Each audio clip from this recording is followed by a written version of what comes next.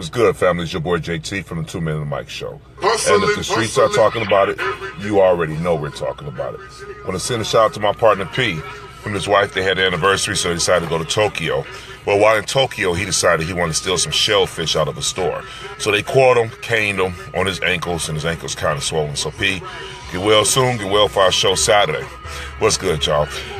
Keep your head. A message this morning is really kind of simple, but it's not kind of simple. You got to kind of read between the lines as to what I'm saying. In order to get it, sometimes we need to get it. I'll say that one more time. We must sometimes have to get it in order to get it.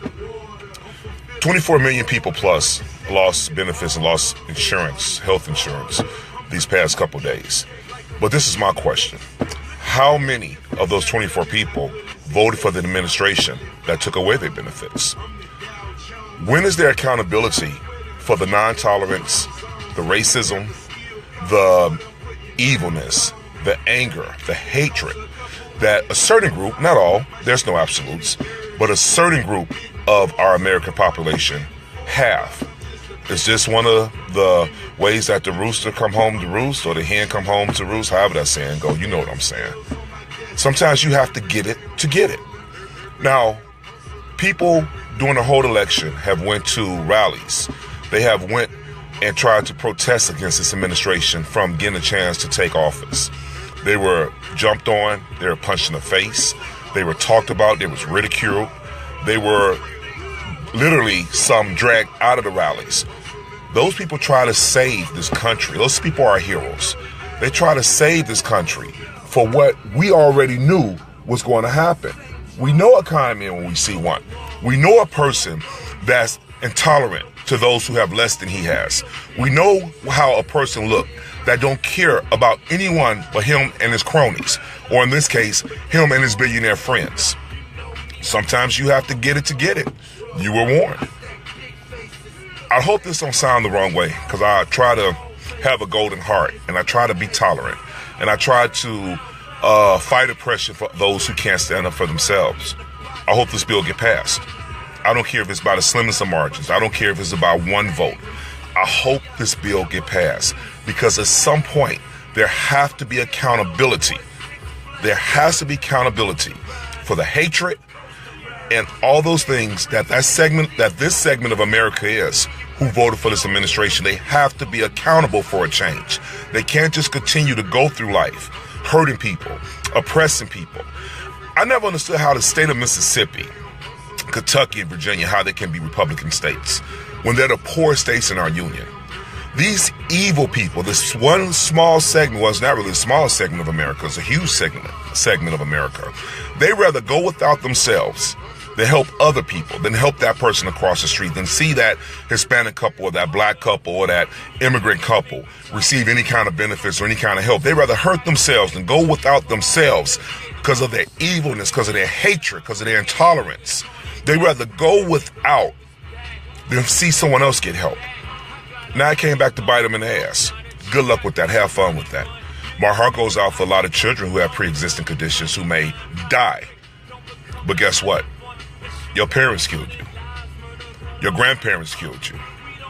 Women who voted for this administration, all because for the first time in their lives, they saw their husbands coming home from rallies, coming home from this present administration parties and speeches of hatred, and they came home and they treated them well. They probably didn't get beat up that day.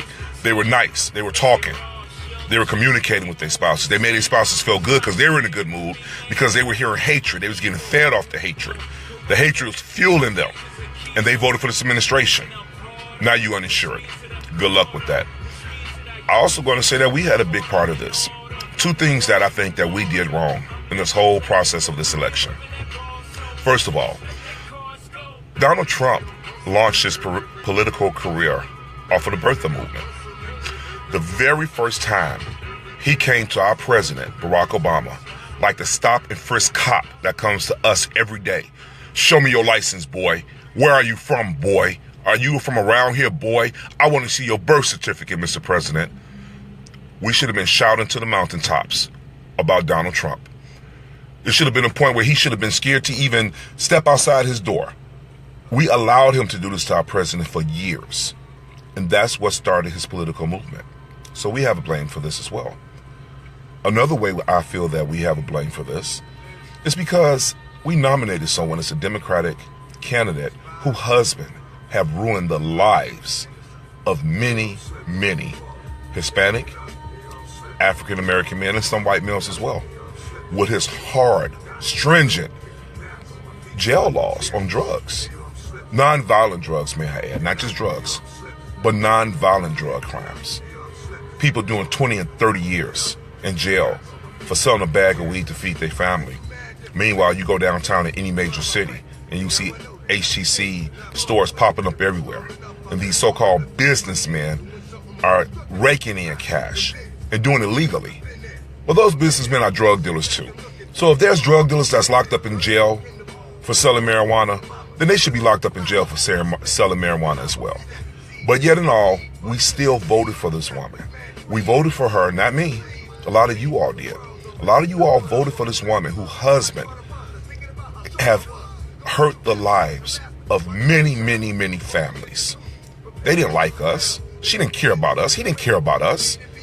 He threw us in jail and he put us in jail and threw away the key for non-violent offenses when it comes to drugs. But yet we voted for her. But we hate Donald Trump's wife. We hate Donald Trump's daughter. But we loved his wife and we love Bill Clinton's daughter. So we have a lot to do with this too. You can take this and apply it to your kids as well. Sometimes you got to get it in order to get it. Sometimes you have to let that kid go off on their own. Let them suffer. Let them get knocked upside their head out here in these streets to see what it's about if they don't want to listen to you. To see why they should have done the things that you try to save them from doing. And they did it anyway. Sometimes you have to get it to get it. I'm your boy JT, and this is a 2 Minute Mic show. Keep your head up message for the day. You can catch all our posts, all our videos on Facebook at the number 2 Men in a Mic.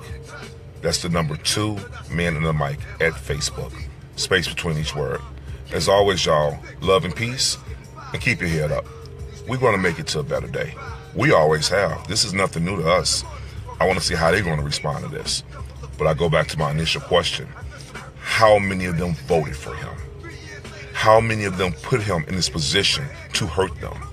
Why couldn't they see a con man coming? Because they didn't want to. Because they wanted to go so far opposite of what was in office that they allowed that their intolerance and their hatred to come back and bite them in the ass. Good luck with your insurance, America. Peace and love, y'all. As always, I'm out.